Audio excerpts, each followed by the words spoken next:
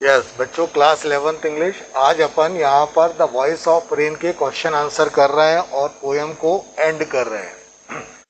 मैंने आपको ये बताया था कि जो वर्षा ऋतु है या वर्षा है और पोएट के बीच में एक कन्वर्सेशन हो रहा है और मानवीकरण के रूप में वर्षा गिर रही है। तो उसी में ये बताया गया है कि वर्षा अपनी बातें या उसकी क्या बोली है, यह इस यूनिट में बताया गया है। ठीक है, या इस पोएम में एक्सप्लेन किया हुआ है, उसी के क्वेश्चन आंसर अपन लेकर चल रहे हैं। तो फर्स्ट क्वेश्चन है यहाँ पर, there are the two voices. वहां पर दो वॉइसेस यानी आवाज या बोली है in the poem. Who do they belong to, यानी वो किससे संबंधित है, किसमें शामिल होती है, किसके अंतर्गत आती है। Which line indicate, which line indicate this, यह कौन सी लाइन इसमें मतलब बताती है। इसका मतलब क्या हो गया है कि दो लोगों के बीच में यहाँ पर संवाद है और उसमें से कौन सी लाइन इस चीज को एक्सप्लेन करती है अथवा बताती है। The two voices in the poems are, वो दो लाइन है पोएम में। The two voices in the poems are the voice of the rain, यानी वर्षा की बोली, and the voice of the poet, यानी कवि की बोली। इन दोनों के बीच में एक कम्युनिकेशन हो रहा है, बातचीत हो रही है, यही आपको शो कर रहा है। The poem begins in conversation, conversation यानी संवाद, तो यानी पोएम कवि और वर्षा ऋतु के बीच के संवाद को,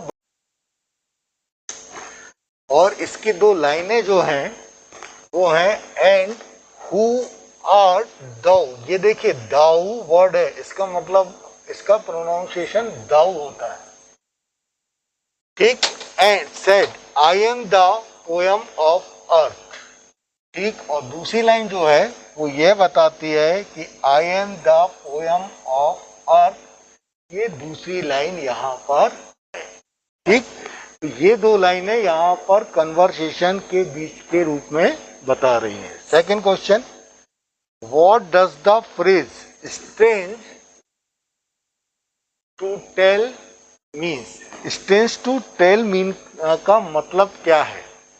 the phrase means that it is an unusual. Strange का मतलब ही होता है स्ट्रेंज, ये वर्ड हो जाता है स्ट्रेंज, यानी हमारे पास का हिंदी अगर हम लेके चलें तो इसका मतलब होता है अचानक, अनयूजुअल, अचानक कोई चीज जो नॉर्मली आपको दिखाई नहीं देती है, अनयूजुअल होती है।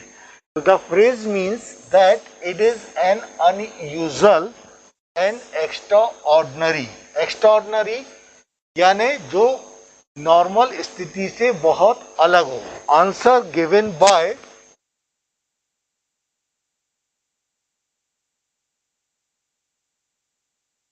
the rain dropped to poet who asked who it was। ठीक, यह कौन था, यह है who it was, यह कौन था, यह पोएट ने कहा है।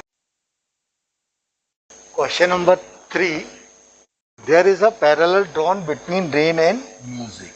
यहाँ पर वर्षा और म्यूजिक के बीच में समानता बताई गई है। विच वर्ड इंडिकेट दिस, यहाँ पर कौन सा वर्ड इन दोनों के बीच में इसको दर्शाता है। The word are I am the poem of the earth. मैं अर्थ की पोयम हूं या कविता हूं। For song assume from from its birth place after fulfillment, wandering, ragged or unragged, daily with love return. यानी क्या हो रहा है, जब मैं आती हूँ और यहाँ पर टहल के या हम नीचे पानी गिर के मिल के और फिर प्यार के साथ वापस चली जाती हूँ, इसी को यहाँ पर रेन ने बताने के लिए किया हुआ है। And here is last question, how is the cyclic movement of the rain brought out in the poem. यानी साइक्लिक यानी चक्री, जो रहता है चक्री, मूवमेंट यानी क्रम या गति। तो वर्षा की गति को या चक्री चक्रम को यहाँ पर पोएट ने किस प्रकार से कविता में बताया हुआ है। The poet explains that the rain drop in the form of water, अर्थात यहाँ पर वर्षा की जो बूंदें हैं वो पानी की बुलबुलों या बूंदों के रूप में है। Then rising up from the land, और वे जमीन से ऊपर उठती हैं, and the sea and then descent again on the earth, और वह यहाँ से जमीन से ऊपर उठती हैं, ऊपर जाती हैं और पुनः नीचे डिसेंट, डिसेंट यानी नीचे गिरना, है ना, नीचे आना, ठीक है। डिसेंट यानी खत्म होने की कगार पर, नीचे आने की कगार पर, या जो समाप्त हो चुका उस टाइप का। अगेन ऑन द अर्थ, वे पुनः पृथ्वी पर वापस आती हैं। And dry land in order to wash it down and hence come back to its origin place.